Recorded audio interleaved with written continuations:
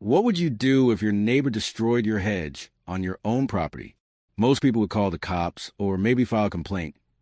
But not me. I planted a trap. A real, painful, car-destroying trap. And let me tell you, when her tires exploded in her driveway and she came screaming at my door, I was ready, with receipts, photos, legal backup, and the sweetest revenge you'll ever hear.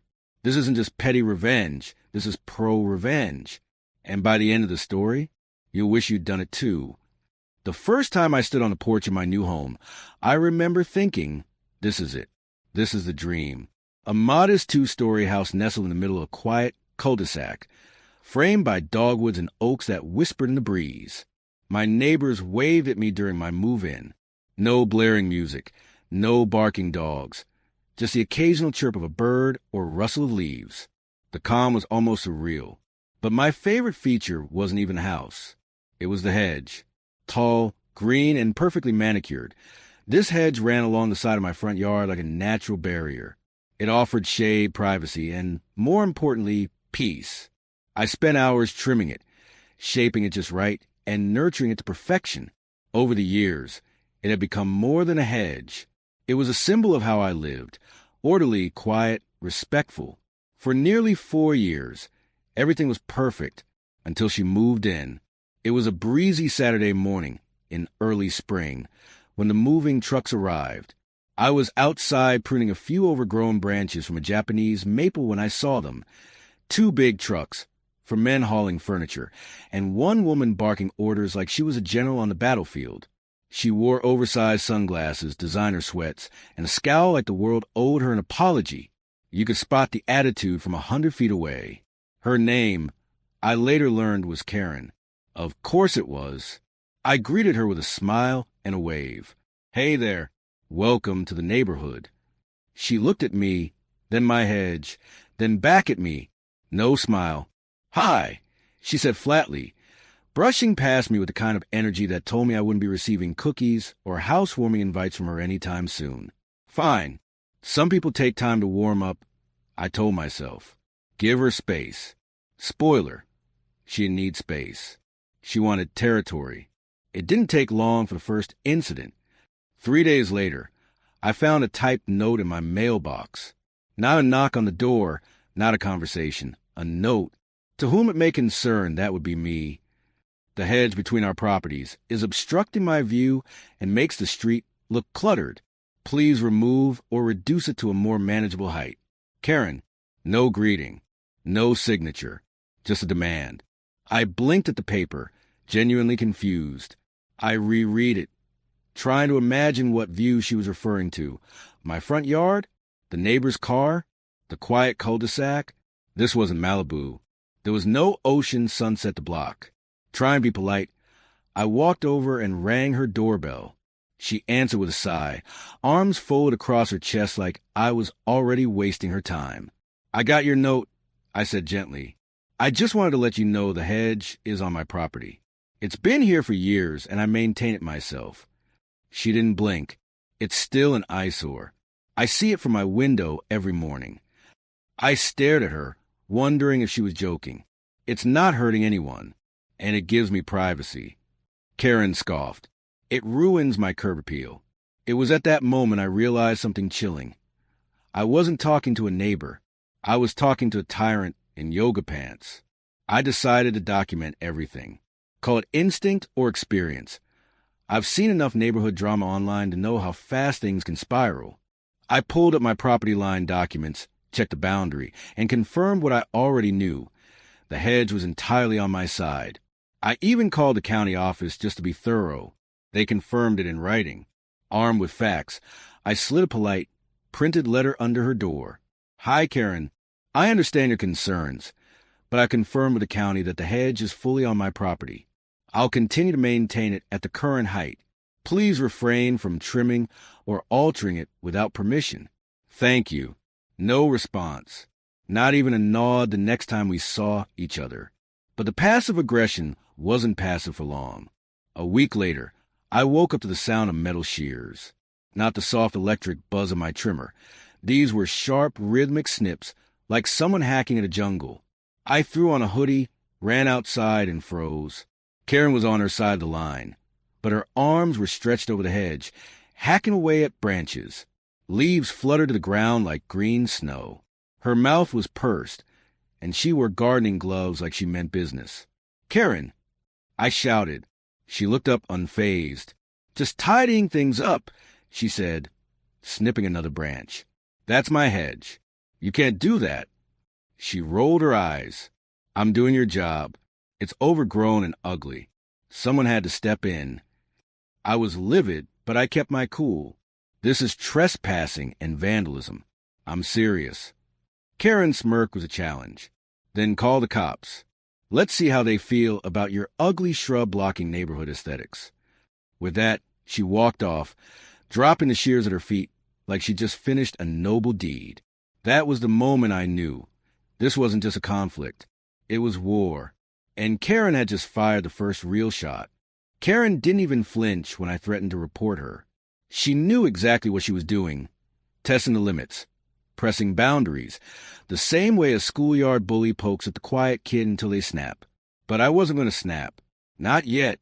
Instead, I took a quiet walk along the line where the hedge once proudly stood like a leafy sentinel. She hadn't just trimmed it. She'd hacked away almost a 4-foot section, creating a jarring, uneven hole in the otherwise pristine wall of green. It looked like someone had taken a bite out of it. I took pictures, dated them, uploaded them to a secure drive. I began documenting everything. Every encounter, every note, every time her car edged onto my lawn while backing out her driveway. But what truly unsettled me wasn't just the damage. It was the way Karen strutted around afterward, like she'd won something. She stood in her front yard later that day, watering her flowers, humming a song. When I walked by, she offered the fakest, most venom-laced good morning I'd ever heard. It wasn't a greeting. It was a warning. She was just getting started. I didn't want to involve authorities. Not yet. I figured if I could keep enough evidence, I'd be ready if it came to that. So I upgraded my setup. The next weekend, I installed a small outdoor surveillance camera. It was discreet, blends into the eaves of my roofline, angled right at the hedge. It had motion detection, night vision, and cloud backup. I knew if Karen struck again, I'd catch her in the act. And I didn't have to wait long. Just 2 nights later, the motion alert pinged my phone at 2:13 a.m. bleary-eyed. I opened the feed. There she was, in pajamas and slippers. Karen tiptoed across her driveway like a cartoon burglar.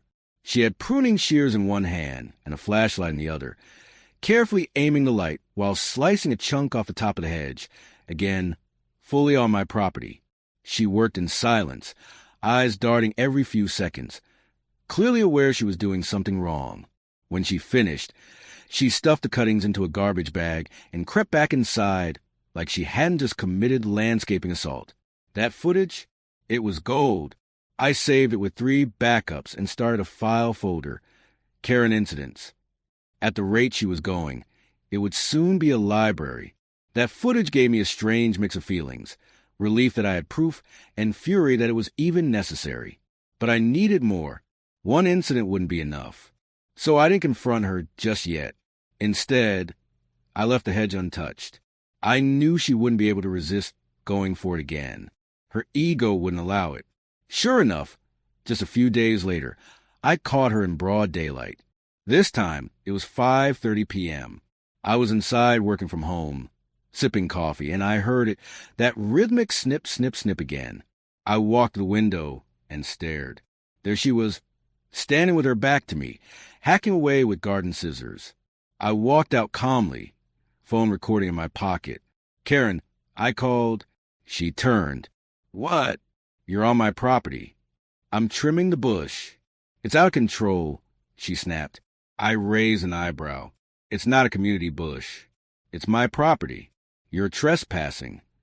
Karen scoffed. "You've been warned. This whole thing is a nuisance. Don't expect me to let it grow wild." And then she said something that told me this wasn't about landscaping anymore. "You think just because you've lived here longer, you get to do whatever you want. Well, not next to me." So that was it. Control, entitlement, power.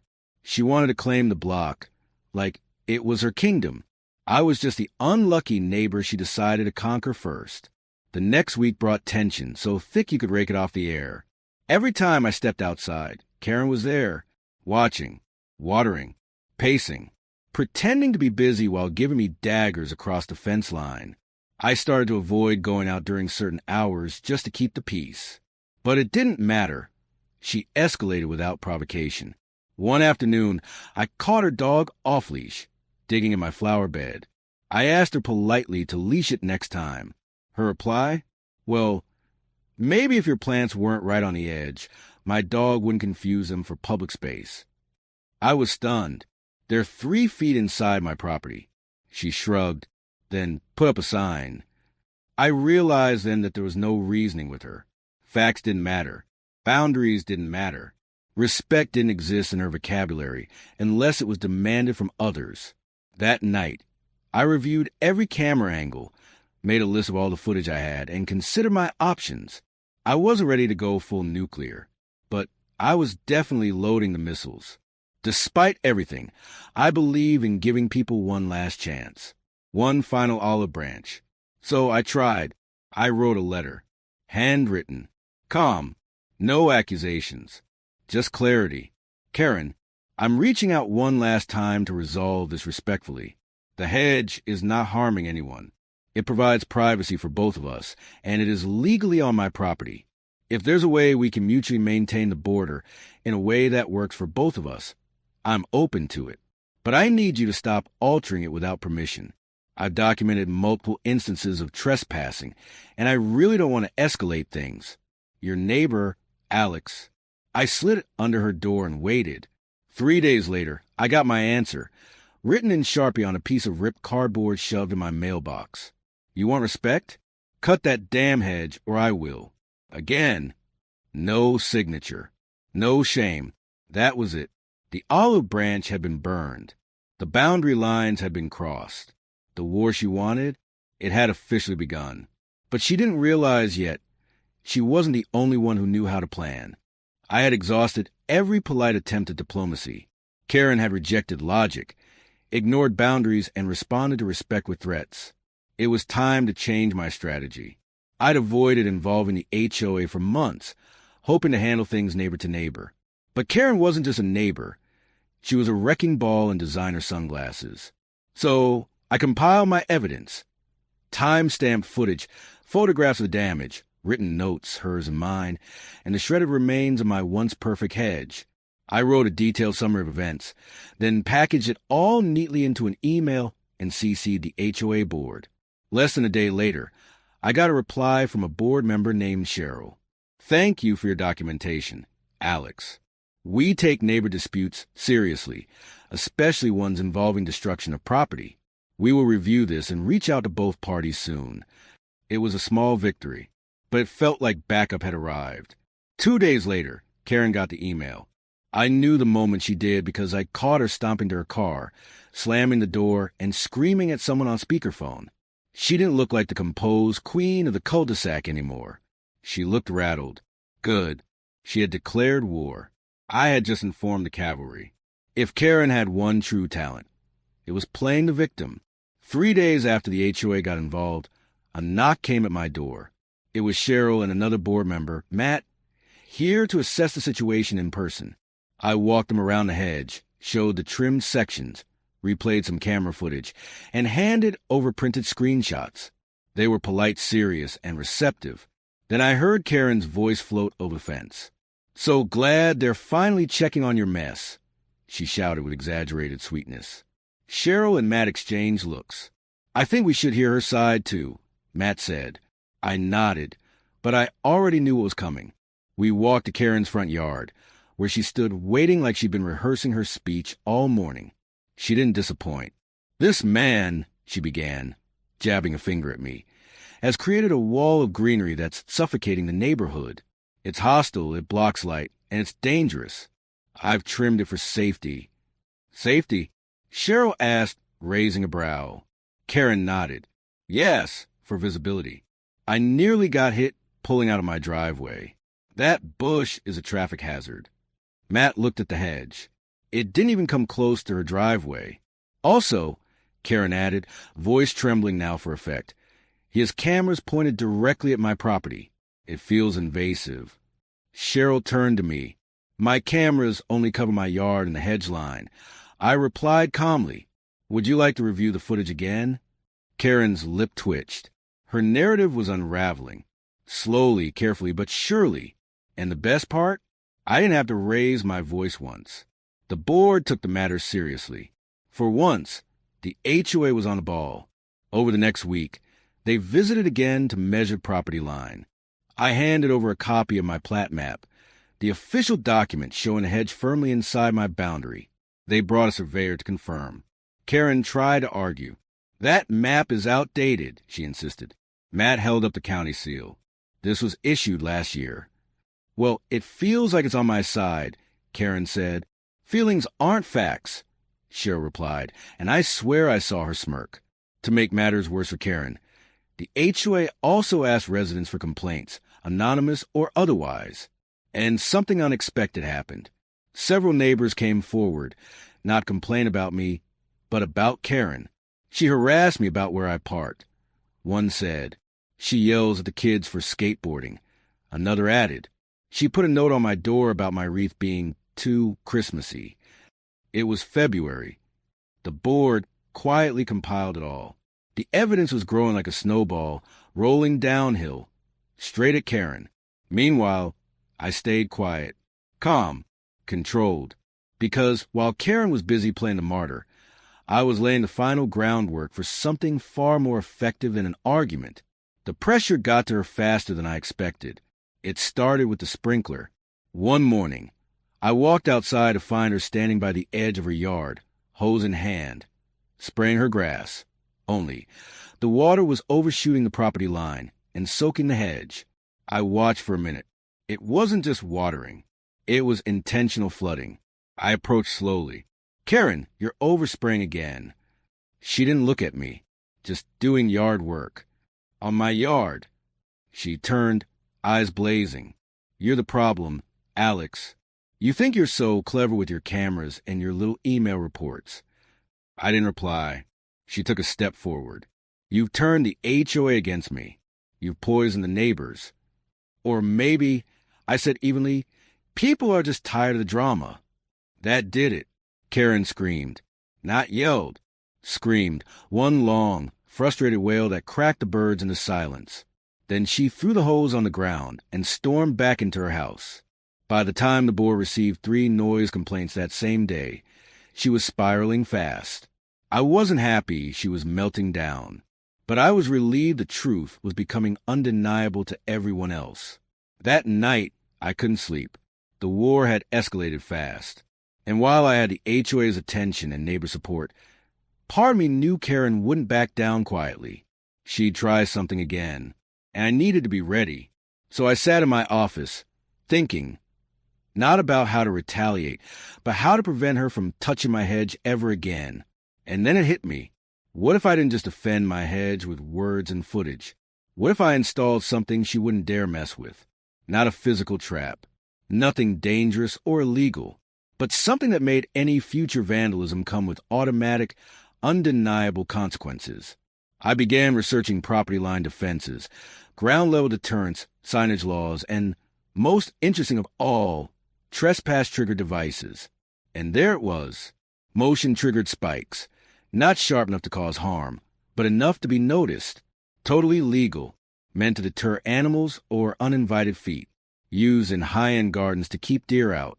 I smiled. The trap wouldn't harm her, but if she tried stepping on my side again, she'd feel it, and I'd have video to match. The game had changed.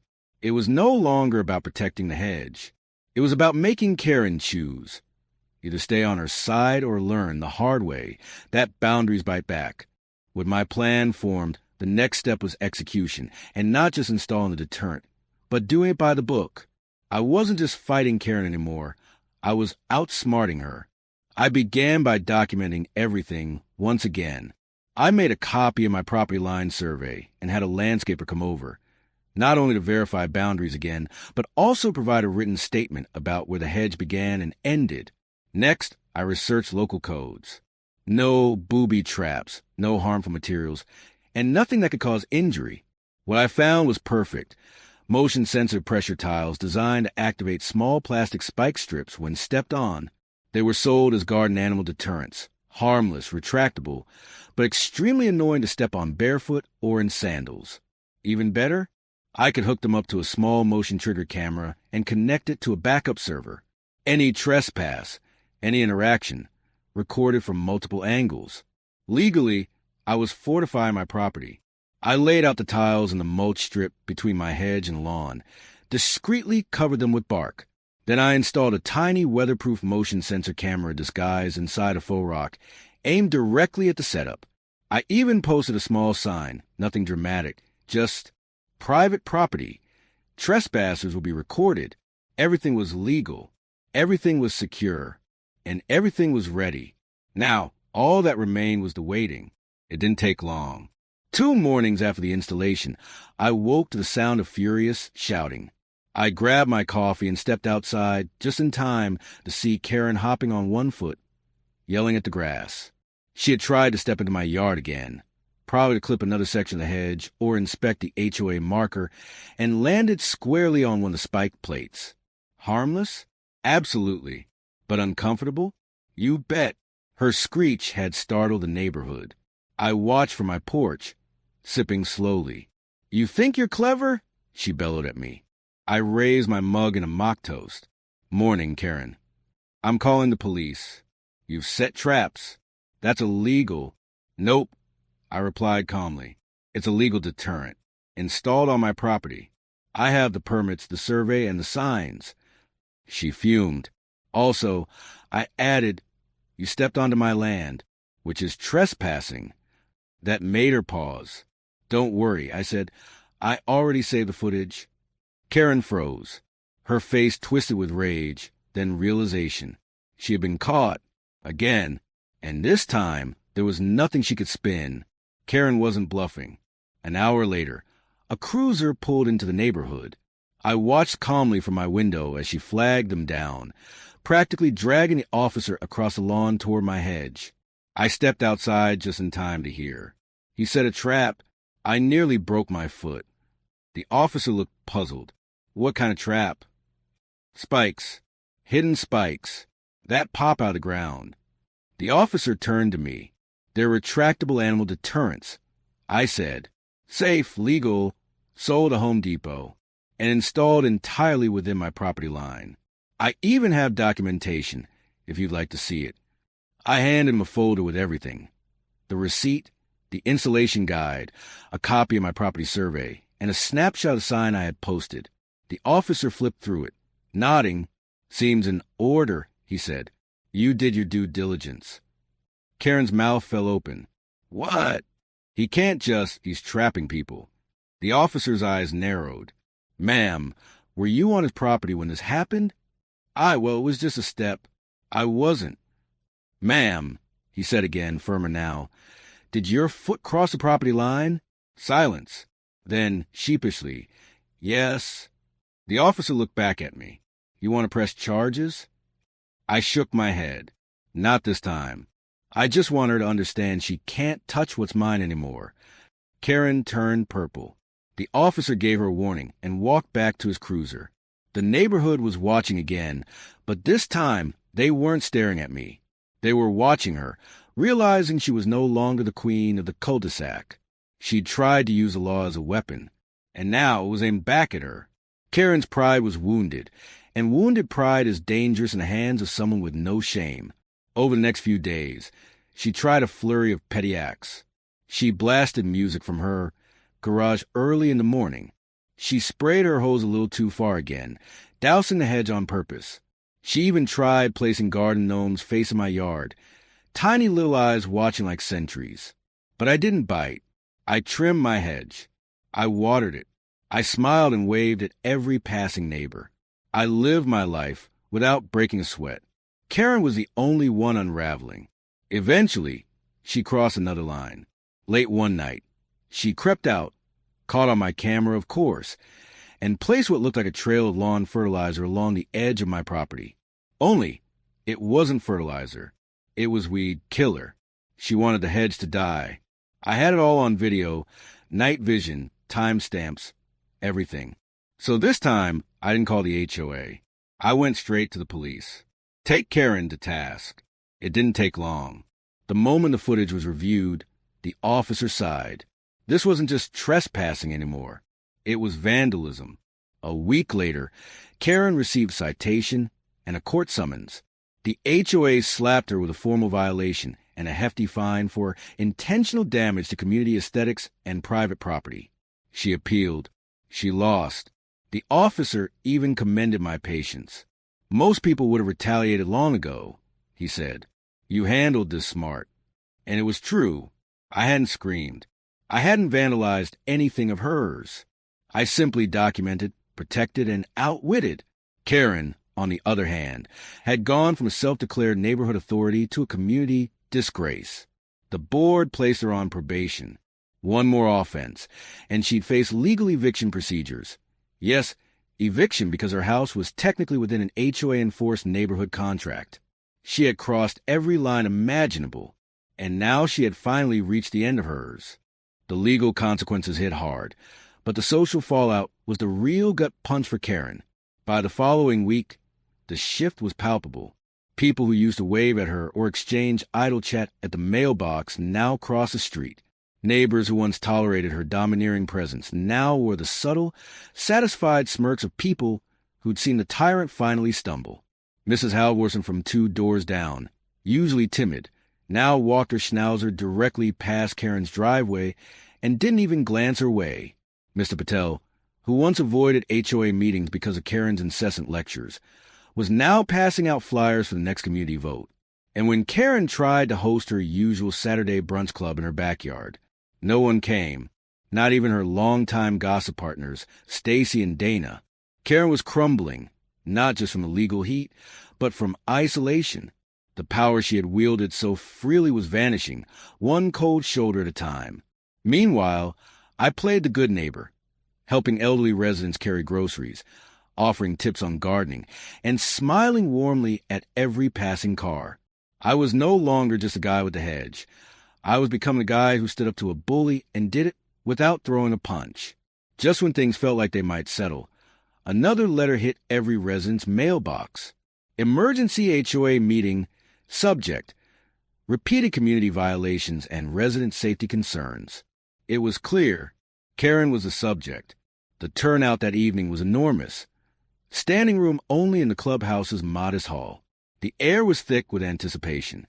People whispered, eyes occasionally darting toward the empty seat near the front labeled Karen Martin. She didn't show.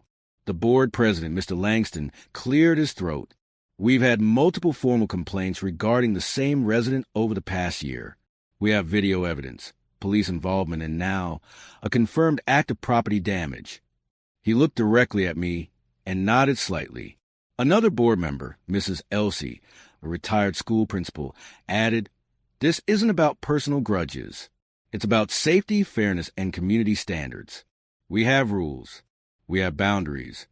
Whispers turned into murmurs of agreement. They opened the floor. One by one, neighbors came forward. She slashed my Halloween decorations. She accused my daughter of skateboarding too close to her curb. She told my husband his grill was an eyesore and then filed a report. The stories flowed, so many in fact, that the board cut it off at 30 minutes. Then came the announcement. The board will vote to begin the formal process of forcible removal under our bylaws, Mr. Langston said. We need a supermajority. Ballots will be mailed within 48 hours. Applause broke out. For the first time in years, the neighborhood wasn't just tolerating Karen. They were ready to expel her. 3 days after the meeting, Karen finally made a move, and it was pure theater. She set up a small table at the end of her driveway with homemade cookies and a hand-painted sign. "Let's rebuild trust. I'm still your neighbor." It was laughable. People slowed down, sure, but most of them take photos. No one stopped. A few kids grabbed cookies and ran. But every adult knew what it was, a desperate Hail Mary. Then she upped the ante. A handwritten apology letter was taped to every mailbox the next morning. It read, in shaky cursive, "To my beloved neighbors, I've made mistakes. I've been misunderstood. But I only ever want to protect our community. Please find it in your hearts to forgive me. With regret, Karen M. No one bought it. She had spent years policing lawn heights, snitching on fence colors, and ruining holidays with anonymous HOA complaints. And now, just because she was facing consequences, she wanted empathy? It was too little, too late. Even worse? Some neighbors noticed that her apology letters had a faint watermark, her home printer's HOA letterhead from a past position she no longer held. Another violation. The neighborhood group chat blew up with screenshots and jokes. One comment said it best. She brought cookies, but forgot the recipe for basic decency. I thought my part in this battle was done. But late one evening, a quiet knock tapped on my front door. It was Mrs. Elsie and Mr. Langston, two of the board's most respected members. Mind if we come in? Mr. Langston asked. I welcomed them with tea, and they sat on my couch like two detectives working a cold case. We want this removal to be airtight, Mrs. Elsie said. And that means more than emotion or outrage. We need facts. They asked for copies of my footage, the night Karen applied we'd kill her, the spike plate incident, even her earlier trespasses. I handed them a flash drive and printed a full incident log from my security system. Every file was labeled with dates, times, and HOA violation codes cross-referenced. They were stunned. This, Mr. Langston said, is the most organized evidence we've ever seen. Before they left, Mrs. Elsie looked me in the eye and said, Whatever happens next, thank you. You didn't just stand up for yourself. You protected all of us. That felt good, like the war I hadn't asked for was finally shifting in the right direction. 2 weeks later, a second letter arrived. Final HOA hearing. Subject: Article 9 enforcement. Resident violation threshold met. This wasn't just a meeting. It was a hearing. The end game. Karen was summoned. If she refused to attend, the board would vote without her defense. The community buzzed with energy. People debated what she'd say, if she'd plead or scream or deny everything. Others just hoped she wouldn't show up at all. The hearing was scheduled for a Thursday evening at 6 p.m. On the day, residents filed in like it was a courtroom drama. Karen arrived late, dressed in beige, lips tight and unreadable. She didn't look like a villain anymore. She looked scared. As the hearing began, the board laid out every documented infraction. The projector showed video clips, blurry night footage of her creeping into my yard, the spike trap incident, screenshots of complaint logs, and even a photo of the fake apology letter with the HOA watermark. Karen tried to speak, but the murmurs grew too loud. This is harassment. No, Mr. Langston said calmly. This is accountability. The board recessed briefly to deliberate. 15 minutes later, they returned. The board votes 5-0 in favor of initiating Article 9 enforcement. Karen Martin will have 30 days to vacate the property. Failure to do so will result in legal escalation. A stunned silence fell. Karen stood. Then, for the first time, she looked directly at me. Her eyes were glassy, not angry, not defiant, just defeated. She turned and walked out without another word. The day after the hearing, a thick silence hung over the neighborhood. Karen's 30-day notice had begun, and everyone waited with bated breath to see if she would go quietly or burn everything down on her way out. She chose the latter. Day 1, her once perfect lawn went uncut. By day 3, trash bags were left curbside and never moved. By the end of the first week, her porch light was flickering nonstop like a horror movie set. But the worst? She installed floodlights aimed directly at my bedroom window. Every night, like clockwork, they clicked on at 9 p.m. sharp, bathing my room in blinding white light. I filed a complaint. The board responded swiftly. But Karen, of course, couldn't understand why bright lights were suddenly a problem. Still, I didn't retaliate. I logged everything.